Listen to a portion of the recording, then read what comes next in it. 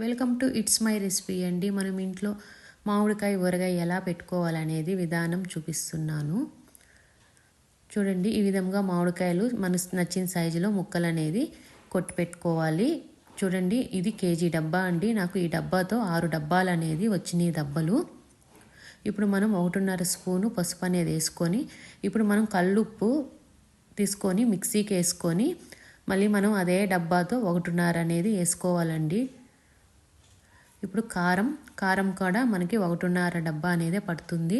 ఇప్పుడు కారం అంతా మనం వేసేసుకొని ముక్కలకు బాగా కలిసేలాగా వేసుకోవాలండి. నాకు మొత్తం 1.5 నేను వేసాను. ఇప్పుడు ఆవాలు పిండి వేసుకోవాలండి. ఆవాలు మనం ముందు వేయించుకొని పక్కన పెట్టుకొని చల్లార్చుకొని మిక్సీకి మెత్తగా వేసుకోవాలి. ఇది ఆవు పిండి అండి. మళ్ళీ నేను ఆ డబ్బాతోనే 1.5 డబ్బా ఆవపిండి కూడా వేస్తున్నాను.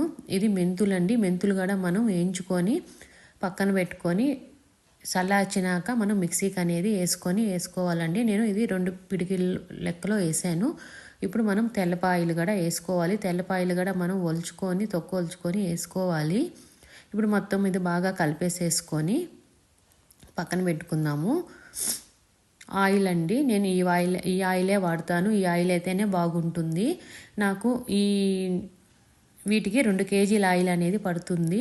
ఇది 2 కేజీల ఆయిల్ అండి. బాగా మనం వేడి చేసుకొని దీంట్లో ఆవాలు వేయంగానే ఇట్లా చిట్టపట బాగా అన్నాక అప్పుడు మనకు ఆ నూనె బాగా కాగిపోయినట్టు దాంట్లోనే స్టవ్ ఆపేసి ఇంగ వేసుకోవాలి.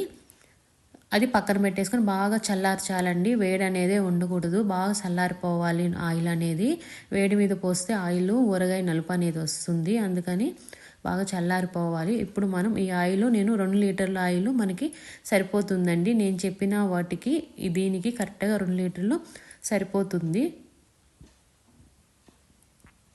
చూడండి, మొత్తం కలిపేసేసుకొని బాగా కింద పైన బాగా కలిసిపోవాలండి. కలిపేసేసుకొని దీన్ని 3 రోజులు మనం పక్కన పెట్టేసుకోవాలి. పైన క్లాత్ వేసేసి మళ్ళీ ప్లేట్ పెట్టేసి 3 రోజులు కలపకుండా పక్కన పెట్టేయాలి.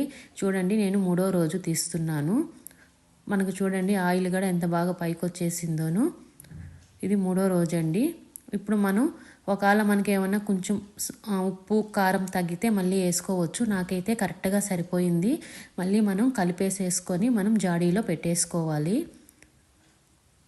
చూడండి, మనకి గుజ్జు కూడా ఎంత బాగా వచ్చిందోను. నచ్చితే లైక్ చేయండి, షేర్ చేయండి.